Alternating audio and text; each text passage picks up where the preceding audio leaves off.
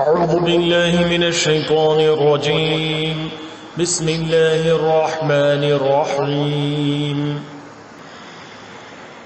ولا يأتل أولو الفضل منكم والسعة أن يؤتوا أولي القربى والمساكين والمهاجرين في سبيل الله وليعفوا وليصفحوا ألا تحبون أن يغفر الله لكم والله غفور رحیم.